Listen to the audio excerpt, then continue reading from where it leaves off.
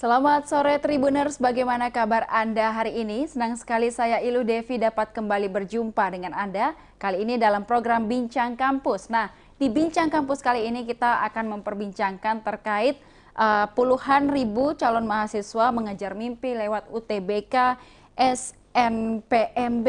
Nah, ini SNPMB ini adalah Seleksi Nasional Penerimaan Mahasiswa Baru. Nah, di Kota Makassar ada dua kampus nih yang paling banyak begitu atau yang paling terkenal juga sebagai kampus negeri di Kota Makassar ada dari Universitas Hasanuddin dan juga Universitas Negeri Makassar. Untuk itu hari ini kita akan melihat bagaimana pelaksanaan UTBK di dua kampus ini, dan yang pertama kita akan mengundang narasumber kita melalui virtual Zoom. Ada Bapak Profesor Dr. Gigi Muhammad Ruslin, MKes PhD SPBMK. Beliau merupakan Wakil Rektor Bidang Akademik dan Kemahasiswaan Universitas Hasanuddin. Kita sapa terlebih dahulu narasumber kita pada sore hari ini. Selamat sore, Prof. Selamat sore, gimana kabar? Baik, Prof. Prof, bagaimana kabarnya hari ini? Alhamdulillah, ini masih Alhamdulillah, semangat baik. pagi-pagi, masih cerah nih walaupun udah sore ya. Baik, baik, Prof. Dan Prof, mungkin hari ini boleh mungkin disampaikan terlebih dahulu kepada Tribuners terkait pelaksanaan UTBK di Universitas Hasanuddin. Hari ini sudah berlangsung hari kedua, dan bagaimana setelah 2 hari ini Prof di Unhas sendiri melihat pelaksanaan UTBK dan apakah ada kendala atau seperti apa, Prof?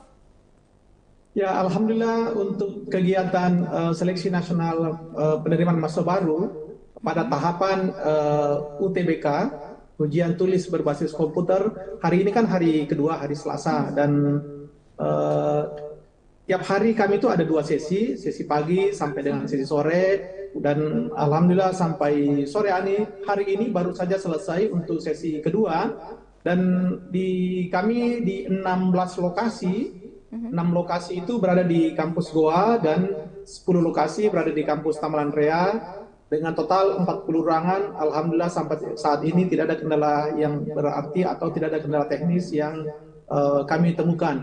Ya, mudah-mudahan sampai selesai itu bisa semuanya berjalan lancar. Baik, mungkin Prof, kita juga melihat bahwa dari 2 hari ini mungkin dari pelaksanaannya, karena kemarin waktu tahun lalu Prof saya juga sempat membaca bahwa di Unhas sempat ditemukan kecurangan begitu Prof. Tapi di Ya, pelaksanaan tahun ini hingga hari kedua apakah sudah ada indikasi seperti itu atau Unhas sudah juga berhasil untuk secara ketat begitu mencegah agar tidak adanya terulang lagi kecurangan yang terjadi seperti tahun kemarin?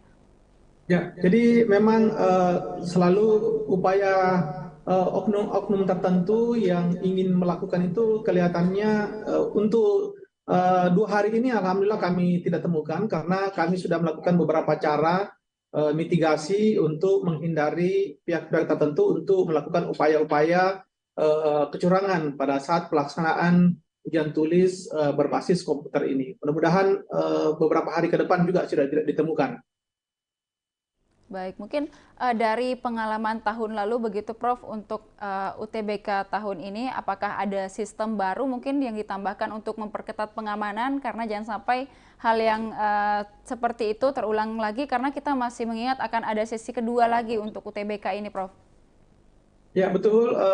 Kami melihatnya kemarin itu ada di internal sendiri dari Unhas yang eh, melakukan kecurangan, dan untuk saat ini kami melakukan beberapa tahap. Istilah kami itu berlapis. Jadi pengawasan kami itu berlapis sehingga itu tidak akan mungkin ada nanti kecurangan-kecurangan. Artinya mitigasi kami itu lebih lebih dini sehingga kita berharap kecurangan itu kalaupun ada itu bisa kami temukan, dan alhamdulillah sampai hari kedua ini kami tidak menemukan adanya kecurangan. Dan kita memang berharap sampai hari terakhir pelaksanaannya pun semoga tidak ada lagi kecurangan begitu ya Prof, karena ini Ya, cukup mengganggu dan juga menodai kita sebagai kampus dan juga para mahasiswa begitu, karena diharapkan semuanya bersaing secara sehat, secara bersih begitu ya Prof. Dan sampai ya. hari kedua ini alhamdulillah tidak ada ya Prof, begitu. Betul sekali, kami sangat berharap kami melakukan segala sesuatu untuk melihat proses ini berjalan dengan baik, berjalan adil, karena kami sangat berharap teman-teman semua itu yang ikut ujian itu bisa berjalan tidak ada gangguan, dan tidak ada lagi oknum-oknum yang tidak bertanggung jawab, karena tahapan proses UTBK ini masih hari kedua dari tahap pertama, dan insya Allah itu ada 2 tahap. Minggu ini tahapan pertama, dan seluruh peserta di UNAS itu yang ikut tes kurang lebih 20.687 orang. Mungkin boleh kita diinformasikan juga Prof terkait Unhas, berapa kuota yang diterima Unhas dari UTBK tahun ini Prof untuk mahasiswa baru? Ya, untuk masuk UNAS itu dari keseluruhan posisi itu tahapan penerimaan mahasiswa baru, ada tahapan sistem seleksi nasional berbasis prestasi, kemudian ada seleksi nasional berbasis tes. Nah, kemarin untuk seleksi nasional berbasis prestasi itu sudah masuk kurang lebih sekitar 20 nilai mahasiswa kemarin itu yang masuk kurang lebih 20.000 ya. Saya cari tahu dulu ininya tepatnya nilainya, numbersnya. Dan insya Allah di seleksi nasional berbasis tes ini itu kita akan menerima kurang lebih juga 4.836 mahasiswa untuk yang SNBT. Baik, dan itu untuk semua fakultas dan juga semua jurusan sudah dikalkulasi untuk penerimaan itu, Prof, atau seperti apa? Ya, itu untuk keseluruhan program S1 sarjana maupun program sarjana terapan yang ada di Universitas Hasanuddin. Prof, sudah bisa dilihatkah peminat untuk Universitas Hasanuddin sendiri di UTBK ini cukup banyak dan cukup dari berbagai daerah kah Prof, atau seperti apa? Ya, kemarin itu untuk jumlah mahasiswa yang kami sudah buatkan ketentuan penerimaan itu ada kurang lebih seleksi nasional berbasis prestasi 2.387 mahasiswa. Baik. Kemudian yang di seleksi nasional berbasis tes itu nanti kami akan membuka porsi sebesar 4.836 mahasiswa, dan untuk jalur mandiri kurang lebih 18.096 mahasiswa. Ya. Baik. Untuk mungkin boleh diinformasikan Prof untuk jalur mandiri, karena juga kita sempat mendengar beberapa jalur tes untuk masuk di Universitas Hasanuddin. Selain dari UTBK ini, setelah itu ada jalur mandiri dan juga ada jalur prestasi begitu Prof, yang bisa mungkin para mahasiswa atau calon mahasiswa ini menyerahkan sertifikatnya yang bisa kemudian dipertimbangkan untuk dari Unhas untuk menerima calon mahasiswa ini, atau seperti apa Prof? Ya, jadi di UNAS itu kami ada melakukan beberapa tahap kegiatan untuk penerimaan mahasiswa baru, dan itu semua kita sudah umumkan. Jadi penerima mahasiswa baru di UNHAS itu dengan seleksi nasional penerima mahasiswa baru ini itu ada yang SNBP yang sudah lewat kemarin, kemudian ada SNBT, kemudian yang kita lakukan saat ini adalah proses SNBT, kemudian ada jalur masuk dengan ketua OSIS. Jalur ketua OSIS, kemudian ada nanti jalur melalui bidang prestasi olahraga seni dan POSK ya, yang ada, kemudian ada program untuk kelas internasional, dan ada untuk yang jalur non subsidi untuk UTBK dan non UTBK. Jadi ini ada beberapa tahapan yang kita lakukan dalam menerima atau menseleksi proses masuk di perguruan tinggi Universitas Hasanuddin. Baik, dan mungkin Prof ini mungkin ada di sini calon mahasiswa yang sedang menonton, mungkin calon mahasiswa Universitas Hasanuddin, mungkin mereka juga sudah mengatur rencana jikalau tidak lulus misalnya di UTBK dan ingin melanjutkan tetap mendaftar di jalur yang sudah disediakan Unhas, mungkin kapan akan dibuka jalur untuk jalur mandiri, kemudian POSK dan beberapa jalur tadi yang sudah Prof sebutkan? Ya, untuk jalur kan untuk yang seleksi nasional berdasarkan tes ini itu akan diumumkan pada tanggal 20 Juni secara nasional. Kemudian untuk jalur mandiri itu kita akan mulai tanggal 2 Mei ini kami sudah memulai untuk mendaftar atau registrasi pendaftaran jalur mandiri yang non UTBK sampai dengan tanggal 30 Juni 2023. Hingga saat ini Prof, peminatnya mungkin apakah sudah banyak atau seperti apa Prof? Belum, karena ini kan baru kemarin, baru hari ini tanggal 8 baru masuk, kami belum dapat update-nya. Ya. Baik, dan itu adalah beberapa jalur mungkin yang sudah disiapkan oleh Universitas Hasanuddin. Mungkin Tribuners yang sedang menyaksikan sudah punya beberapa rencana untuk bagaimana kemudian ingin berkuliah di Unhas melalui UTBK dan beberapa jalur yang sudah disampaikan tadi oleh Prof, dan juga mungkin boleh disampaikan Prof, kalau di Unhas sendiri biasanya nih dari tahun ke tahun mungkin fakultas apa atau program studi apa yang paling banyak peminatnya, ini mungkin bisa jadi referensi buat teman-teman juga, wah kayaknya susah nih buat masuk di sini, atau seperti apa Prof, boleh dijelaskan? Ya, kalau pengalaman yang kami lihat dari tahun ke tahun itu umumnya yang di Fakultas Kesehatan itu baik kedokteran, FKM, keperawatan, kedokteran gigi, psikologi, kedokteran hewan itu yang masih grade persaingannya sangat tinggi. Untuk di Fakultas Teknik, Teknik Informatika, Elektro itu yang agak tinggi persaingannya juga. Kalau di MIPA itu statistik yang agak tinggi persaingannya di MIPA Unhas. Kemudian kalau ilmu sosial itu Fakultas Hukum, kemudian Fakultas Ekonomi itu jurusan manajemen dengan akuntan, itu yang juga agak tinggi persaingannya. Baik, mungkin itu beberapa informasi yang diberikan oleh Prof dari Universitas Hasanuddin. Mungkin teman-teman yang merasa sudah memilih jurusan atau program studi di fakultas tersebut, waduh cukup waspada nih Prof, karena memang sangat banyak peminatnya dari tahun ke tahun, tetapi kita mengharapkan yang terbaik. Baik Prof, mungkin hari ini juga sudah bergabung bersama kita Wakil Rektor bidang akademik dan kemahasiswaan dari Universitas Negeri Makassar, ada Profesor Dr. Hasnawi Haris, M.Hum dari UNM. Kita sapa terlebih dahulu narasumber kita yang kedua hari ini. Selamat sore Prof. Sore Mbak. Baik, bagaimana kabarnya hari ini? Warahmatullahi wabarakatuh. Waalaikumsalam Prof. Assalamualaikum Prof. Siap Prof. Ya. Kemarin.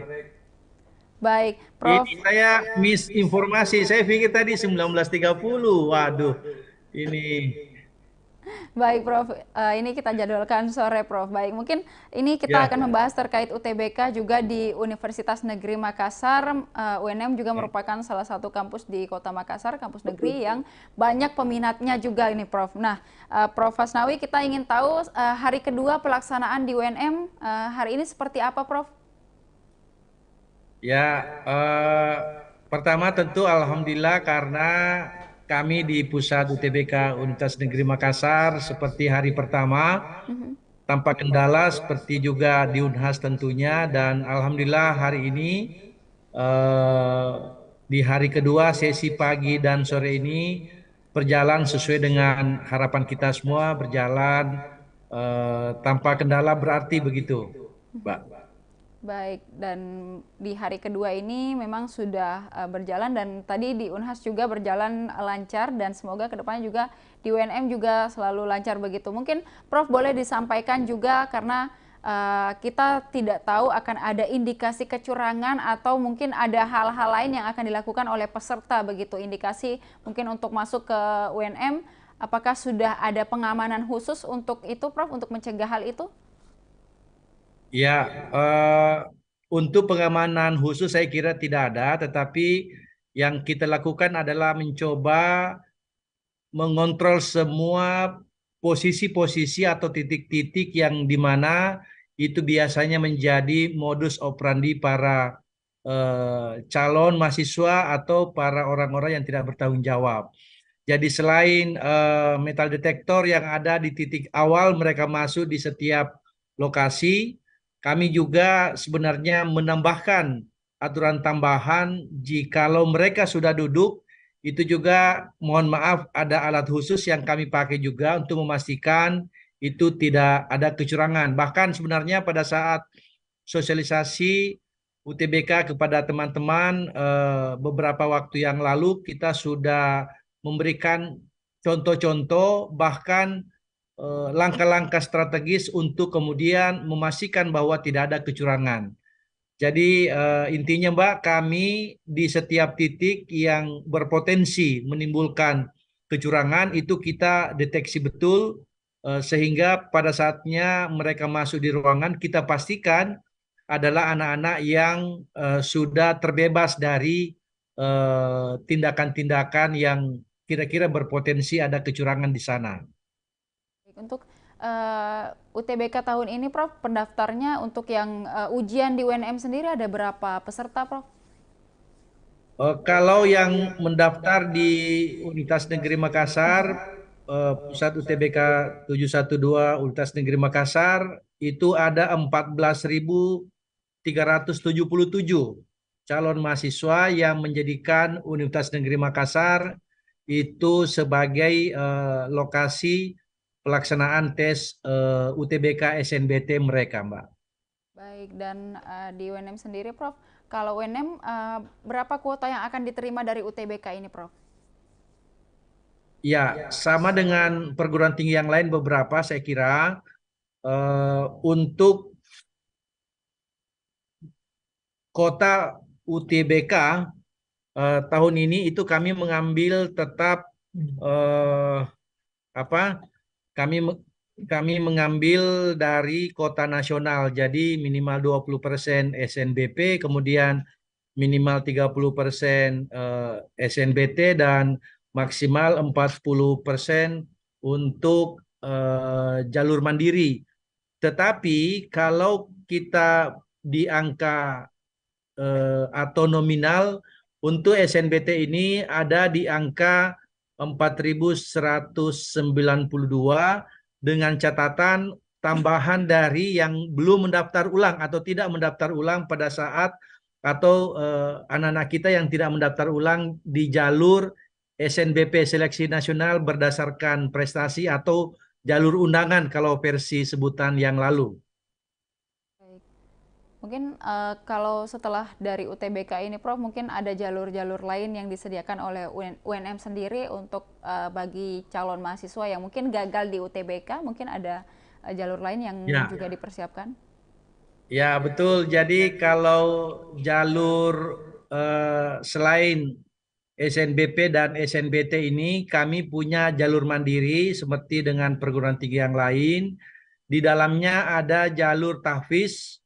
Anak-anak kita yang memiliki kemampuan hafal Al-Quran minimal 15 juz itu kami masukkan dalam kategori bisa bebas masuk di program studi apapun, tetapi mereka masih di bawah kategori jalur mandiri meskipun perlakuannya agak berbeda dibanding dengan jalur mandiri yang lain begitu, Mbak. Ada jalur tahfiz begitu ya, dan ini juga Ya, membuka kesempatan bagi teman-teman yang sedang menonton atau tribuners yang sedang menonton, kalau merasa memang sebagai tahfiz mungkin boleh mencoba untuk mendaftar di UNM begitu ya, Prof. Dan di sana ada ya jalur khusus betul. yang disiapkan untuk menerima tribuners yang mampu menghafal juz begitu ya. Baik, Prof, mungkin Ya. ini karena kita melihat kan UTBK ini masih ada sesi keduanya atau nanti pada tanggal 22 mendatang ini, mungkin ada antisipasi tidak, Prof, untuk mencegah kecurangan itu kembali terjadi begitu? Jangan sampai ini kita tidak minta kalau ada kecurangan, tetapi untuk antisipasi dari UNM sendiri seperti apa, Prof? Ya, seperti mungkin di perguruan tinggi lain, kami juga di Universitas Negeri Makassar, sampai misalnya hari ini kami masih di kantor karena selaku ketua panitia UTBK 712 UNM, ya harus balik setelah ujian selesai begitu.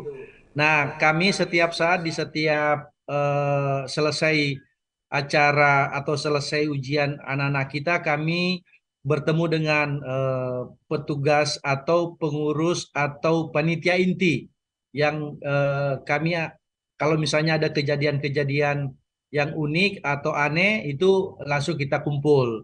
Sehingga untuk gelombang kedua di tanggal 22 Mei yang akan datang, tentu saja standarnya sama dengan yang lain. Kita pastikan bahwa anak-anak kita yang akan masuk ke Universitas Negeri Makassar atau yang ingin tes di UNM, kita pastikan adalah anak-anak yang terbebas dari kelompok-kelompok yang ingin menjadi joki atau dari kelompok-kelompok yang akan berbuat curang begitu. Sehingga antisipasi kita sebenarnya adalah antisipasi internal, memastikan seluruh titik kita amankan dan kemudian memastikan anak-anak kita yang ikut tes itu juga tidak melakukan hal-hal yang tidak diinginkan selama mereka mengikuti ujian begitu. Baik, Prof. Itu merupakan beberapa langkah yang dilakukan juga untuk antisipasi kecurangan pada UTBK yang masih akan berlangsung begitu ya, Prof. Mungkin kita juga akan dengarkan bagaimana antisipasi dari Universitas Hasanuddin terkait kecurangan itu di sesi selanjutnya. Mungkin Prof. Ruslin boleh disampaikan antisipasi dari tim UTBK Universitas Hasanuddin?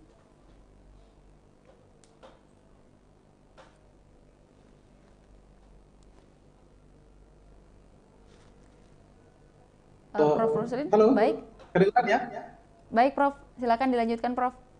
Ya, jadi seperti tadi ya, bahwa saat ini kita ingin tidak ada lagi hal-hal kejadian yang mungkin kesannya istilah kecolongan, tapi kan sebenarnya bukan kecolongan, justru karena kita lebih memprefer untuk hal-hal orang yang akan melakukan kecurangan supaya kita bisa mencegah. Nah, sekarang kita upayakan ada proses preventif untuk itu, mitigasi.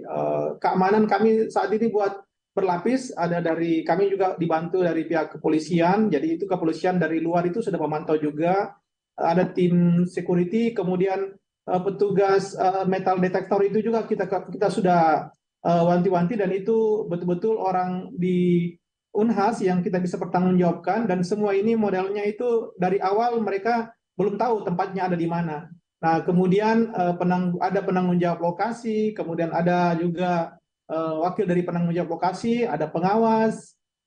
Kemudian sebelumnya juga kita lakukan kembali pelatihan petugas metal detektor, karena sebelumnya itu intrik masuk dari orang-orang yang tidak bertanggung jawab ini tadi melalui ini petugas metal detektor. Nah, kemudian di dalamnya juga pada saat proses ujian itu kita juga tetap ada upaya untuk melihat kalau misalnya ada yang menggunakan sinyal lain atau ada menggunakan teknologi lain, itu bisa kita identifikasi.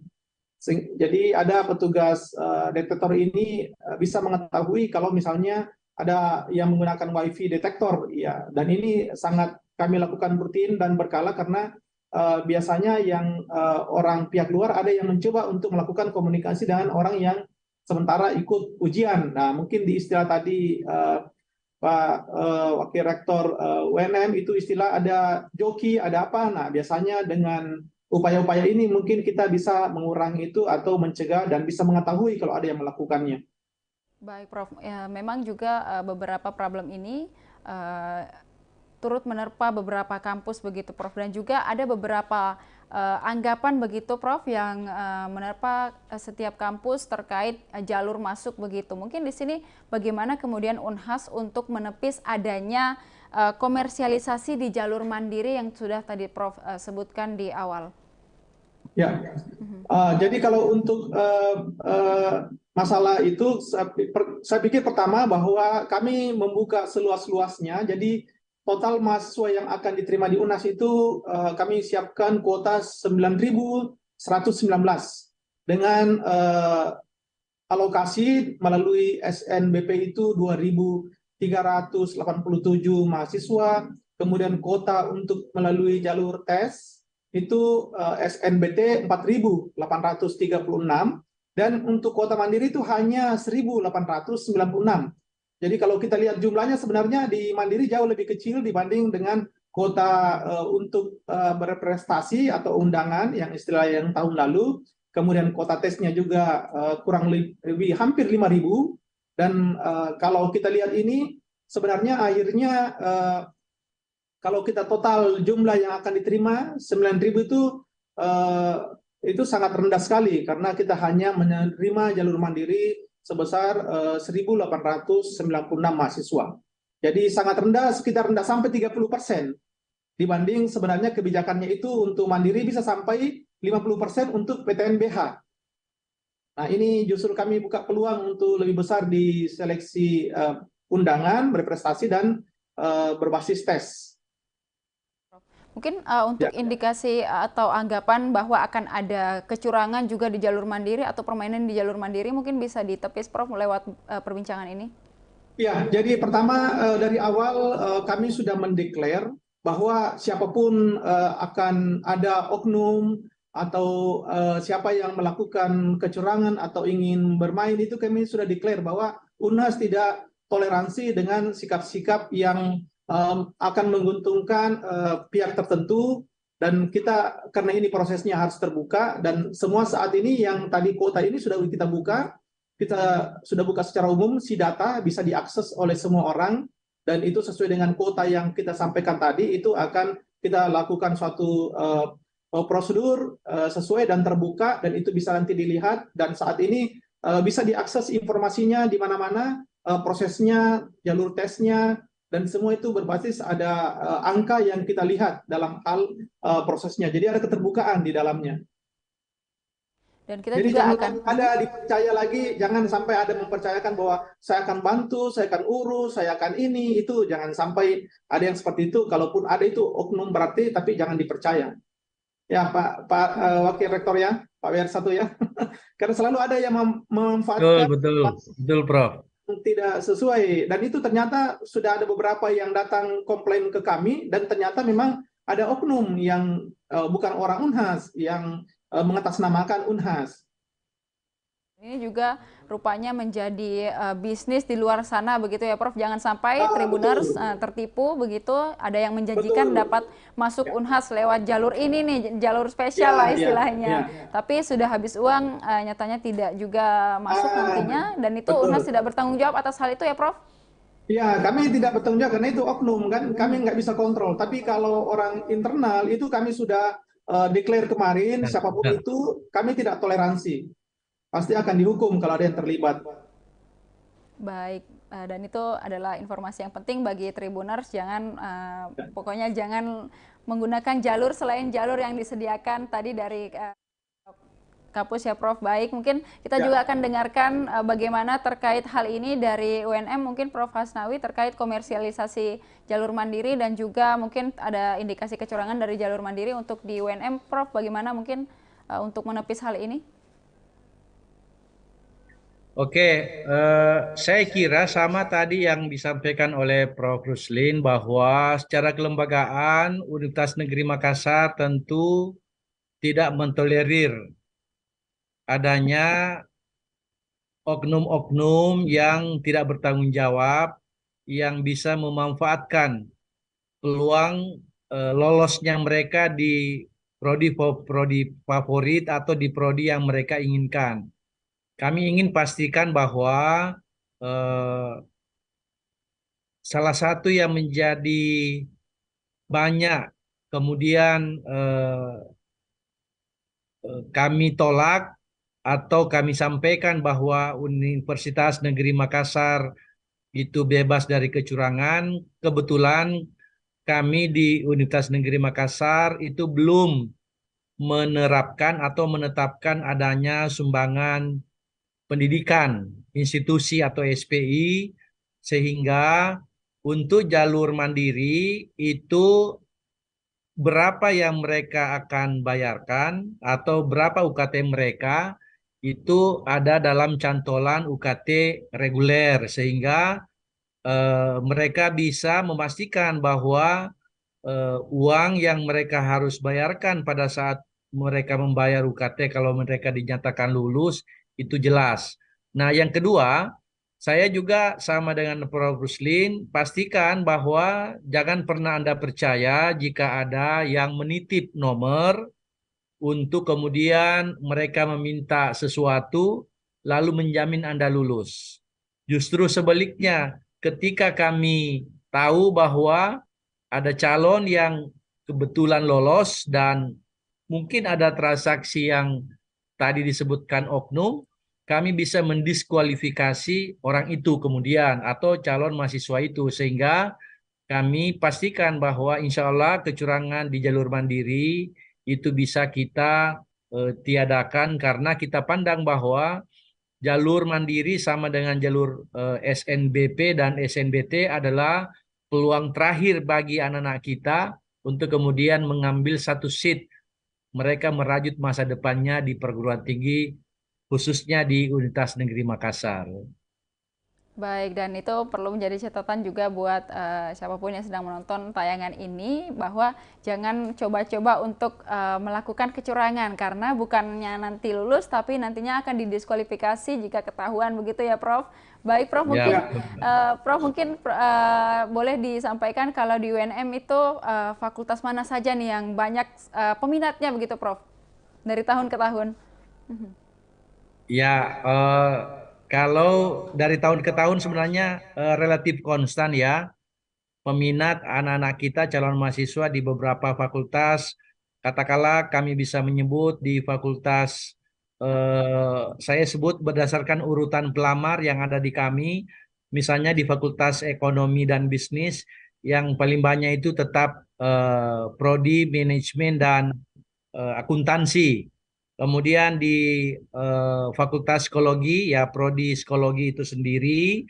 Kemudian di Fakultas Teknik ada teknik komputer dan pendidikan teknik informatika dan komputer. Ini ada dua prodi yang relatif setiap tahun itu peminatnya cukup banyak. Kemudian di Fakultas Ilmu Pendidikan, nah ini yang dominan menjadi guru, itu banyak atau peminatnya di pendidikan guru sekolah dasar yang juga setiap tahun luar biasa peminatnya. Kemudian di Fakultas Ilmu Sosial dan Hukum ada prodi administrasi negara atau administrasi publik dan ilmu administrasi bisnis, juga peminatnya cukup banyak. Kemudian di Fakultas Ilmu Keolahragaan dan Kesehatan ada prodi administrasi kesehatan dan prodi gizi. Nah, saya kira kemudian di MIPA itu ada di prodi pendidikan biologi dan pendidikan di pendidikan biologi dan statistika.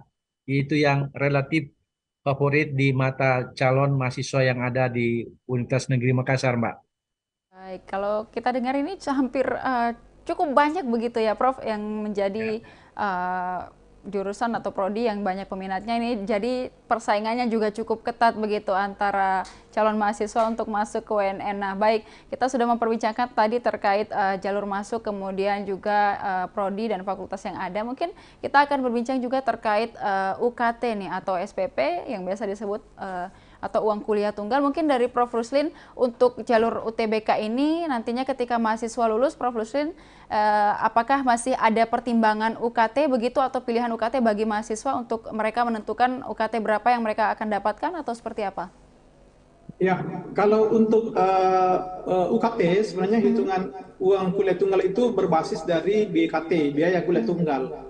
Nah, kalau sekolah kita ini kan sekolah negeri, biaya kos dari proses pendidikan dari semester awal sampai selesai itu kita sudah hitung, yang kita istilahkan biaya kuliah tunggal. Kemudian untuk mahasiswa akan dibebankan bantuan untuk pendidikan itu yang dikatakan uang kuliah tunggal. Nah, uang kuliah tunggal itu masih jauh lebih di bawah atau masih di bawah hitungan dari biaya kuliah tunggal. Jadi bukan modal yang diberikan untuk sebagai pembiayaan mahasiswa, tapi akan dibawa lagi karena kita ini negeri hitungannya. Nah, pasti itu sudah akan ada regulasi dari universitas bahwa nanti itu ada UKT 1 sampai 8. UKT 1 kami itu sudah ada UKT 1 ini 0 SPP, 0 pembiayaan. Itu sudah ada syarat-syarat nanti mahasiswa yang mana yang bisa ikut dan sampai UKT 2, UKT 3, 4, 5, 6 sampai 7. Nah, ini UKT-nya akan disesuaikan dengan penghasilan dari orang tua. Jadi ini juga harus fair. Mahasiswa yang tidak mampu betul-betul kita bantu dengan 0 UKT, tapi mahasiswa yang orang tuanya bercukupan ataupun memiliki nilai atau diberi lebih dari penghasilan, itu kita berikan juga kesempatan untuk membayar UKT yang lebih tinggi. Dan UKT lebih tinggi juga ini itu ukurannya masih jauh di bawah nilai biaya kuliah tunggal. Ini juga kadang masyarakat mungkin Tribuners juga belum mengerti bahwa bagaimana hitungannya itu, dan itu menghitungnya itu ada regulasi, ada dari peraturan pemerintah, karena kita kan ini negeri, ya kita berpedoman dari Permendikbudristek itu yang tahun 2020 tentang hitungan biaya kuliah tunggal, uang kuliah tunggal untuk memberikan kepada beban pembiayaan kepada mahasiswa. Ya, seperti itu. Baik, jadi ada beberapa pilihan nantinya Prof ya, 1 sampai 8 Ya, begitu UKT-nya ya Prof yang dapat ya, dipilih. 1,8. Mhm. Dan juga akan disesuaikan dengan penghasilan orang tua. Dan Orang kalau tua, dari betul. UNM sendiri untuk Prof Hasnawi mungkin boleh disampaikan juga Prof untuk hitung-hitungan SPP atau UKT ini Prof.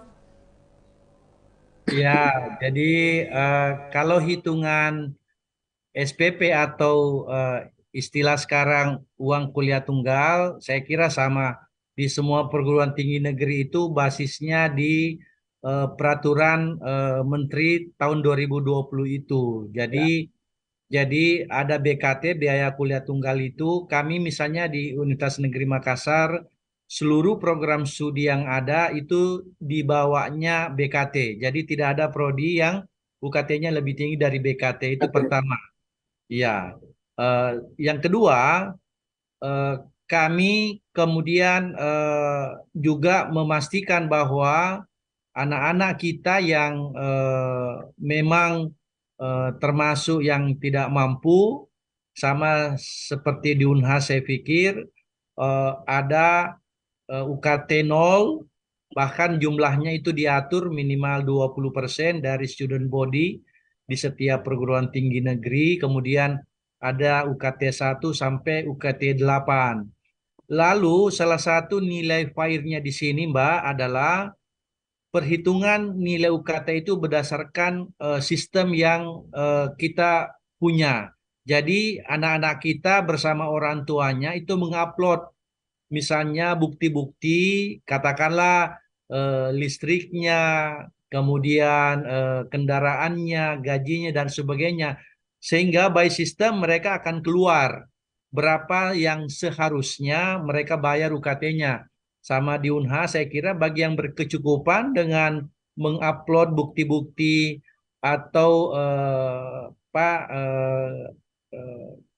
apa namanya gaji, slip gaji dan sebagainya, mungkin mereka juga akan mendapatkan UKT yang tinggi. Tetapi ada yang bertanya, bagaimana kalau mahasiswanya itu saudaranya ada beberapa membayar UKT juga yang cukup mahal, justru berada pada prodi favorit, katakanlah ada kuliah di Unhas di kedokteran, ya, kemudian kuliah di UNN di psikologi, di manajemen. Nah, itu ada waktu sangga biasanya. Kami pastikan bahwa kalau mereka keberatan dengan nilai UKT yang kita tetapkan, mereka boleh komplain, mereka boleh menyangga, tentu dengan bukti-bukti valid. Saya percaya, yakin bahwa kalau mereka bisa memperlihatkan bukti valid bahwa mereka untuk kondisi penetapan UKT-nya tidak cukup, maka mereka boleh kita kurangi.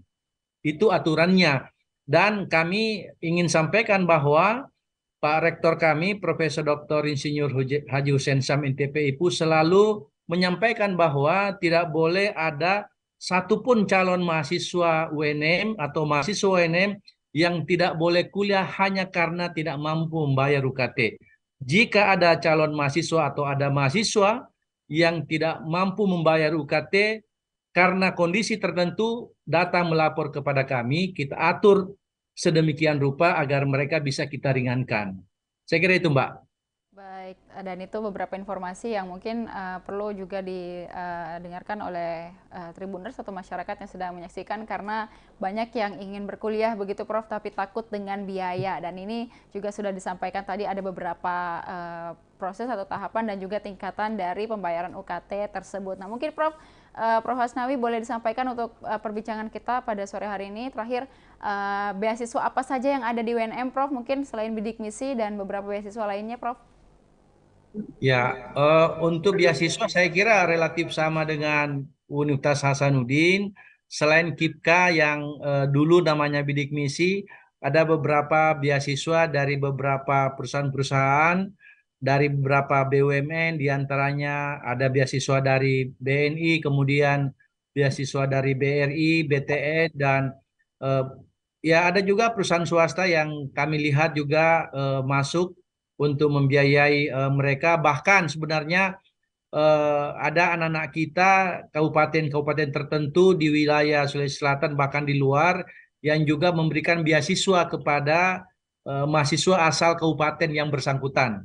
Sehingga menurut saya ada banyak jenis beasiswa yang nanti ketika anak-anak kita sudah menjadi mahasiswa itu mereka bisa peroleh bergantung pada syarat dan ketentuan yang berlaku pada penyedia beasiswa itu.